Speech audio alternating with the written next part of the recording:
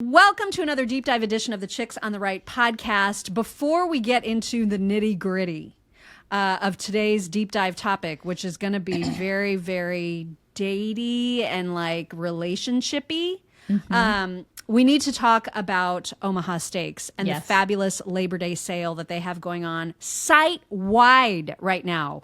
Every last thing on their website is 50% off in anticipation of Labor Day. And you know what that means? That means some good grilling is coming. Everybody grills on Labor Day. Who doesn't grill? I ask you on Labor Day. It's like that is what you want to do. You want to be outside grilling.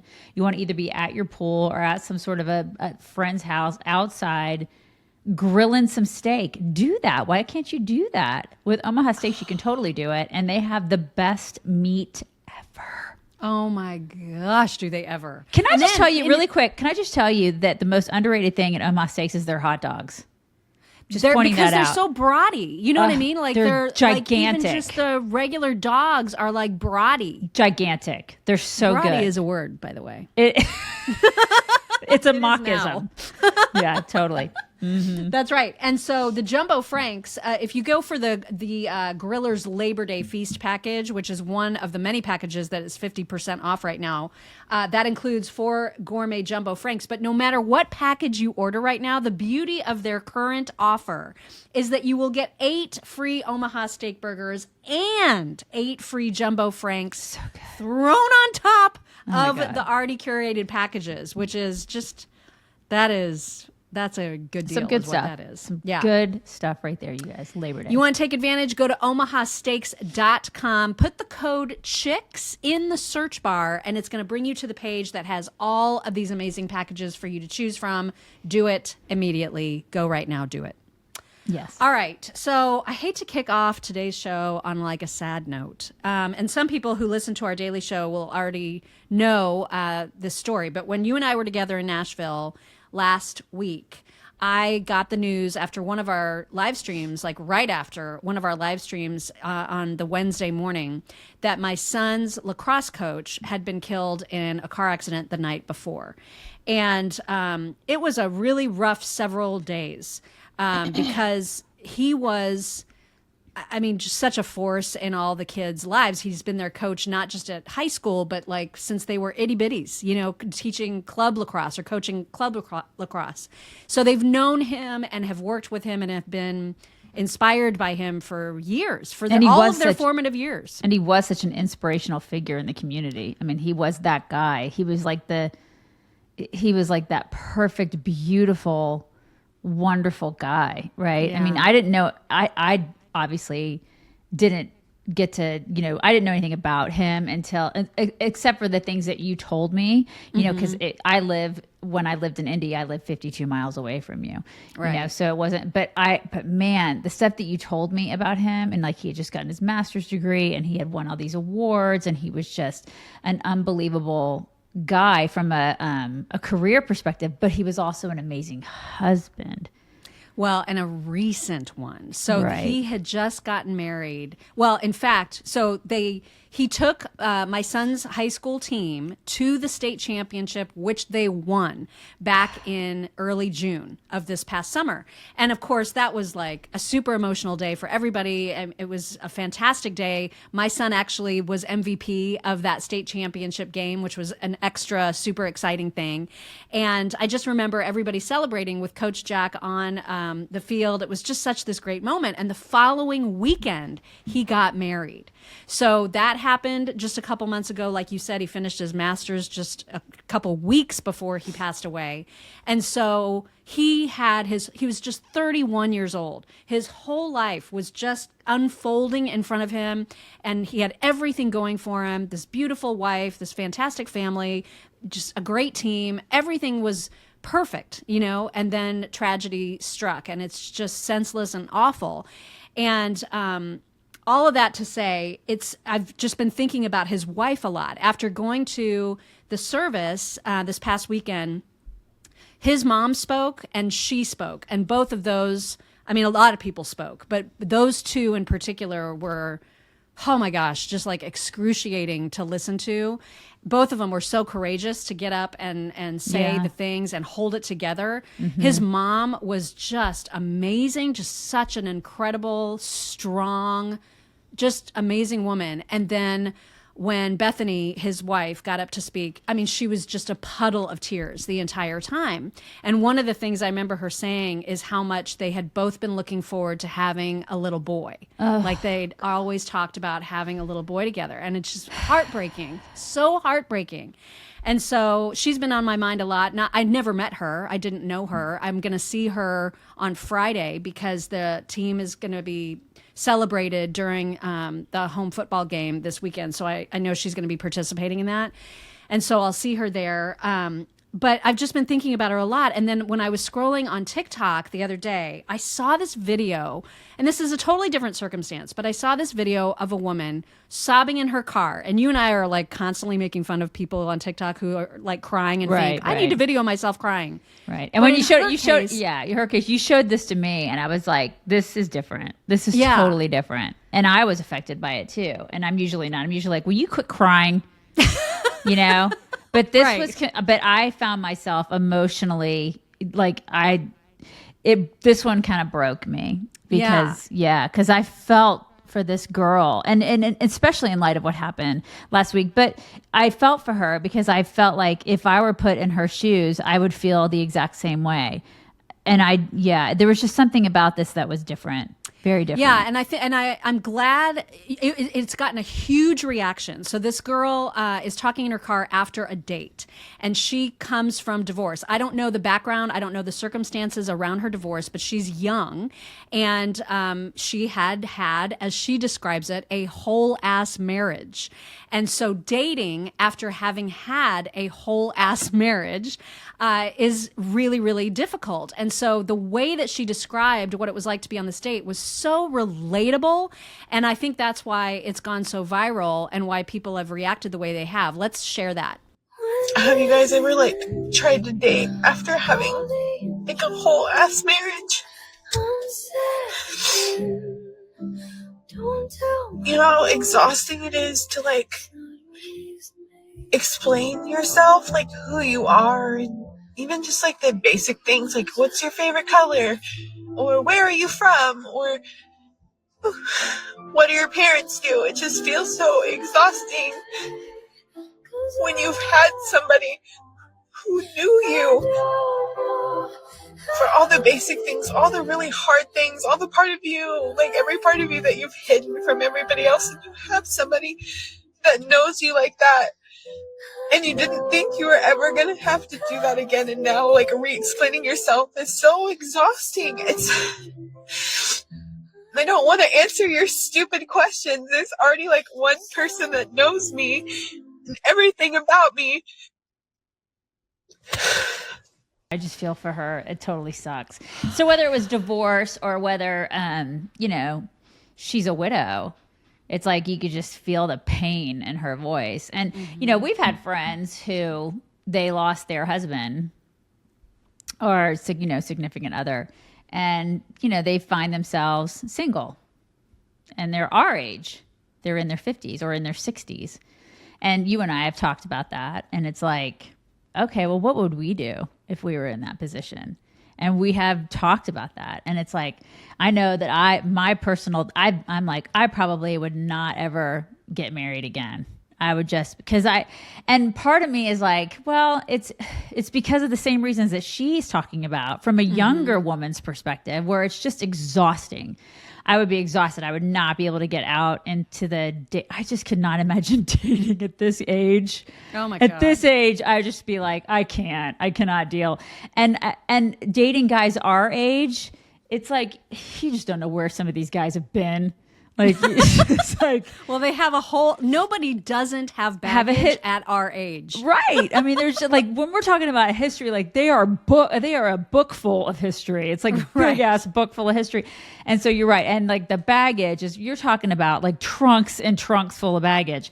So yeah, that would be exhausting. And I would just, as an older person, would probably just be like, I'll visit my best friend, and I have my kids, and I'm going to have a grandkid. And I would find other things that I would do with my life that are fulfilling, rather than and if I did find somebody that I maybe enjoyed, I probably wouldn't get married again, because and then there would be part of me, I think I told you this, I would feel so weird, like, if I were being intimate with somebody, because I'd be like, my husband is watching me, like like, you know what I mean?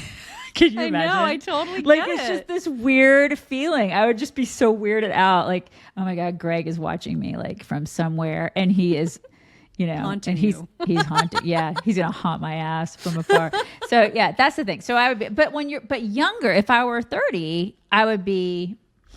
I think I would be okay with moving on. It would be so freaking hard, but I would do it. And that's why I think about the sweet, the sweet young lady who lost, that precious man. And I think I wish her so much happiness. I hope she finds another wonderful man. I hope she finds love again. I hope that she has all those sweet little boys that she wants to have. Yeah. I wish that for her. My heart aches for her, because I want that for her. And it makes me weepy just thinking about it. Because when you're young, there's so much ahead of you, And they'd already been together for so much of their lives, because they met, I can't remember if they'd been together for like 7 or 8 years, but it's somewhere around that. And so they've spent their formative 20s together. And now, just like that, in the blink of an eye, her entire world is different. Right. And it's just excruciating. It's excruciating. Just awful. It's excruciating too, because so many young people now don't feel that way about marriage. You know what I mean? They don't feel that way about relationships. They don't have that sense of, oh my gosh, I want to be with this person forever, and I want it for the right reasons. You know what I mean? And I want to have tons of babies, and I want to have this wonderful build this family, and it's because it's built on a foundation of love and respect and all the right things. All the right things. We see so much garbage out there in the world. It's like, when I see couples like that, I'm like, oh my God, my heart just breaks when stuff like this happens, because they are such good people. Yeah. And one of the best parts of marriage is getting to enjoy experiencing My Pillow products together. Yes, we do have to talk about that's true. we enjoy a lot of My Pillow products in this house. That's the problem, is that there's not a single product that they don't make perfectly. And so it's like, I feel like, okay, well, I'm settled. I got my sheets, I got my pillows, I got my towels, I got my slippers, I'm good. And then they'll go and introduce a whole nother product, like, for example, the kitchen towels. And like, travel pillows. When you're carting your kids around to all the sports in the afternoon and they're tired in the morning for morning practices, you got travel pillows, you guys. This is the thing. It carries you through life. There's nothing they make that isn't the best thing, the best version of that thing. You know what I mean? Without question. And so that's the thing, is that if you haven't started with the basics, which would be the limited edition now original My Pillow, now's a great time to get it, because they are on massive sale. It's all part of the 20th anniversary celebration. They've got huge discounts when you go to mypillow.com/chicks. You can buy up some pillows, you can get your towels, you can get your kitchen towels, your travel pillows, your bathrobes. They have everything that you could ever want, and it's all fantastic stuff. Go to mypillow.com/chicks. Use code chicks to get the biggest discounts. What's interesting is, because when we had the conversation this morning about what would we do if something happened to our husbands right now, and we both agreed, like, it's just impossible to imagine wanting to get back in the dating world at our age. However, I remember being, 29, when my first husband said, I can't deal with the fact that we have a disabled son. Bye. Yeah. And when he left, I remember vividly being, obviously I was devastated. But I remember vividly having a conversation with my sister where my first thought was, am I ever going to get kissed again? And I remember saying that to her and thinking, who's going to want me when I have a disabled child. Like, who's going to want to deal with that level of baggage? Yeah. And it was like one of my immediate thoughts at being left, when he left. And now it's like, that would not occur to me. Like, if my husband now were to leave, or if something were to happen to him and I found myself alone, I would never be worried. It's just amazing. Yeah, I would not care about that. It's amazing the shift in perspective as you age. Totally. And I remember after I got divorced the first time, thinking I will never get married again. Really? I thought I would never ever get married again. Because you didn't want to, or because you worried that you wouldn't? I just didn't think I would. I just thought to myself, because I got divorced, and I was 30. I mean, I was 31, I think. I was 31. And I thought that was old. Really? I thought at the time, 31 was old, because when you're at that age, you just have you do have a different mindset. I thought when I was 31, that somebody would look at me and think, well, you're already 31. It's a little bit older. And everybody else was already established in their marriages, and they were already having kids, and at least the people that I knew. And I didn't have kids in my first marriage. I was very, I was really into my career and all that kind of stuff. And so I thought, well, everybody else is already established, and I guess I'm going to be like this spinster lady, Really? I just thought I'd just be single, and then I, when I met my now husband, he already had 2 children, and it was just and I never dreamed I would be, people's stepmother, and I never dreamed of it. It's just interesting how you think you go in with like this, I think I'll be this way, and then God has different plans, for how the things, I mean, and then look at you. It's like you ended up with this amazing guy, and you just never know what's going to happen. Right. And you obviously were kissed again. Right. I was kissed and kissed. What I mean? Yeah. So you just, obviously. Yeah. So you never know. Dating is so different now than it used to be. It's really different. Yeah. And I mean, like, speaking of careers, like I saw a video a couple days ago of this girl who she was demanding, that she see the bank accounts of the guys that she dates. And this is probably a girl, presumably she is also she's probably in her 30s. I'd imagine she's in her 30s. And so I think, God, I definitely wouldn't have done that when I was in my 30s. I wouldn't have done it. So it also shows a shift of, the way things were when I was in my 30s to the way things are now. And I just look at this and I think, God, this is it's so different. It's different than how I think now. I would never even do this now. Like, if I were in the dating pool, even if I were 30, if I were her age, I would never think this way.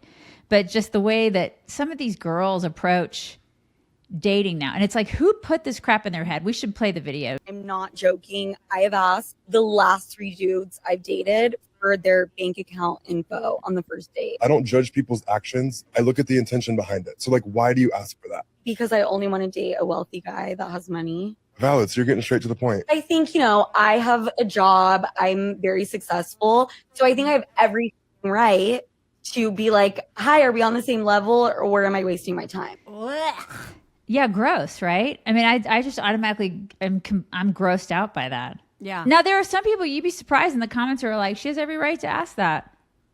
She has every right to, and she has every right to stay single, like, endlessly, right. Because I'm guessing there's a reason that she's still single, and it has a lot to do with that. Yeah. And the funny thing is that the people who were saying she has every right to ask that are women. It's the women who are saying she has every right to ask that.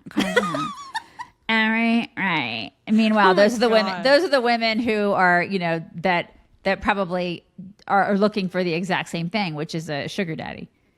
Yeah. And then the men are like, gross. Like, that is a red flag. Keep her a million miles away from me. Gross. And I don't understand that mentality. I just don't. Because what happens when crap gets tough? What happens when somebody gets cancer? What happens when, just crap hits the fan, and life is it just turns on a dime, and it's unpredictable, and you don't know what's going to happen. Like it's in sickness and in health, Well, she would say it'd be a lot better to have somebody rich. I mean, is that what it's all about? Is it a generational thing? Maybe I probably shouldn't say it's a generational thing, because I'm sure that there are a lot of women in our generation that would probably feel the same way, as that they just wanted security. But I just find that to be repulsive. It is repulsive. I mean, it's absolutely vile. It's funny. I remember when I got over the fact that my first husband left, which was pretty quickly, I must say, because the circumstances of him leaving showed his true colors in many ways. Yep. And so it was obviously a blessing in disguise. But I remember thinking, when I got to the point where I was interested in dating again, I never wrote it down, but I had in my mind sort of a mental tick list. Well, this time around, I want a guy who understands not my job specifically, but understands the corporate world, who understands, I thought I wanted all of these things. And then I met my now husband, who was none of those things. And I imagine if I had put a restriction, or if I had put on my tick list, he's got to have a certain level in his bank account, right, we would have never gotten together, especially because that was so early on in both of our careers. And if I would have been he has to make a certain amount of money, then we would not be together today. Yeah. And so thank God I didn't have such a shallow... as soon as I met him, I was like, wow, he's an amazing storyteller. I love the way that he pulls out a chair for this girl at a party.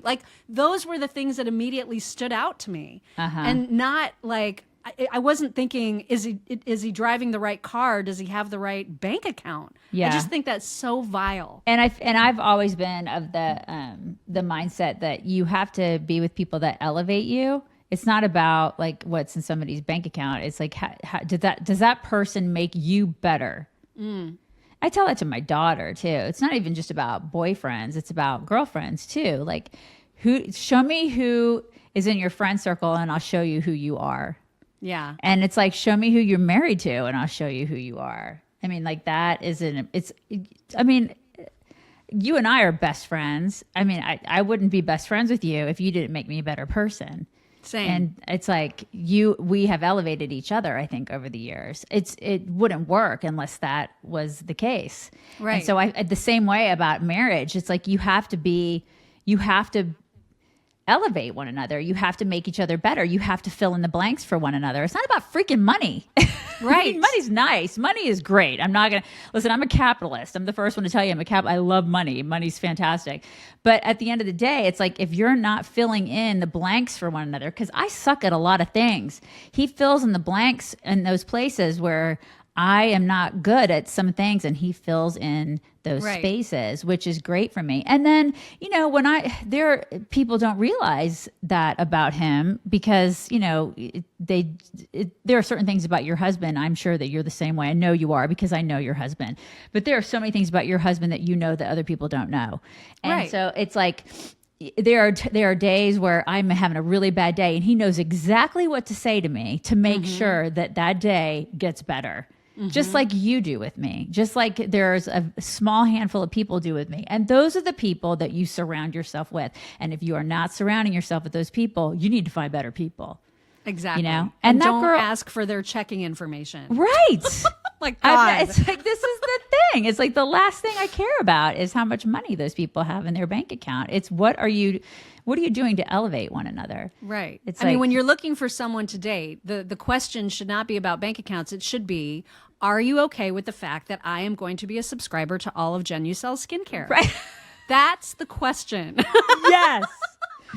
Exactly. I'm not asking you to pay for it. I'm asking you to be okay with the fact that I'm gonna pay for it. Yes. Exactly. And with Genucel, you are going to be okay with paying for it. And the reason is it is a phenomenal line of skincare. So say, for example, that you are dealing with spots. Maybe you have age spots or just a dark spot that you can't identify. Liver. Obviously, get that checked out by a doctor first. Don't just assume it's, something minor. You may want to see somebody for that. If it's a liver spot, you may want to see somebody. Right. But if it's one of those spots that you just appear on your body day to day when you age, if it's a sunspot or something like that, they have the best 3-step program for removing it. And it's included. The 3 steps are included among other fantastic products in their most popular package right now, which is 70% off at Genucel.com/chicks. It includes the microdermabrasion, a once-a-week exfoliator, which just does magnificent, magical things for your skin, and it smells like a dream. They have the dark spot corrector stuff, like the actual... I don't know if I should call it a serum. It's like a dark spot corrector goo, which does the actual science of removing the spot. It absolutely works. It works. I had one like right here and it totally worked on me. So it absolutely works, you guys. Mm-hmm. And then you finish that off with the XV, the buttery, delicious goodness XV cream. And it's just magic. Yes. And 70% off is a pretty darn good deal. You can get it at Genucel.com/chicks and then use code CHICKS. Okay, I have one more question for you before we tie this all up with a bow. Okay, so there was a note from one of our Chicks Insiders, which you can join on Facebook if you guys want to join. Those are your people, Facebook Insiders or our locals groups. Fantastic group of people. One of our insiders, I won't say her name, but she was venting and she was asking about her son and his fiance, and they were getting married. They are getting married in September. And yesterday, her son told her husband, listen, you're not going to like this, but I am thinking about taking my fiance's, the girl's last name. So their family, that's a lot. Yeah. So her family is large, and there are lots of them with that name. Her family, this woman, their family is not that big. It's small, and their son is the only one that's going to carry on the last name. And so, they're traditional. And he still wants to take the wife's name. He's going to take the wife's name. And this is happening a lot. I see this a lot in this generation. Like, what do you think? Like, what would happen if Jackson, if your boy came home, he's like from college, he's like, Mom, I love this chick so much. We're going to get married. I'm going to take her name. How would you feel about that? How would you feel very good about it. Yeah. Because like in our family, he would be the only one to carry on that name. And that just would make me really sad. Right. And I don't understand. Like, listen, it's one thing because our oldest, when she got married, she's the one that's having the baby here in the next, any day now. And she kept her last name. She kept our name, and her husband kept his name. And she said it was, because of career, whatever. So they kept their last names. Now, I still, when I send out invitations for the baby shower, I used his last name because I'm really weird like that. I'm like, Neener. And so I did that because I'm traditional. Now, she hasn't disowned me or anything. She didn't get pissed off. But I just kind of do that because I'm like, it's your husband. I feel like out of respect, I just put his last name on the invitations. Nobody got mad at me for it, but it is what it is. And, they just kept their last names but she didn't force him to take, right, her name, our name. I'm just curious. I just thought that was really interesting, but a lot more people are doing that. I just find it interesting. That's another thing that is happening. Just something to put out there for the world. I would love for people to comment, especially on the Apple Podcast platform. I would too. Comment. If you're somebody that has experienced that or has reasons for it that you'd like to share, I would love to learn more about the reasons that people are doing that these days. Very curious too, because I don't understand it. Because here's the thing, is that I don't know if it's a feminist thing. If it's a feminist thing, something she needs to understand is that is her grandfather's name. Yeah. So it doesn't make any sense if it's a feminist thing. I mean, it came from it came from a dude. It came from a dude. Anyways, all right. So that's that. I just wanted to pose that. But yes, comment if you can. We'd love to hear from you. And good talk. Good talk, everybody. We'll do it again soon. We're going to do it next week. You guys have a wonderful week. Until next time, check us out. Make sure you're subscribed. Bye, everybody.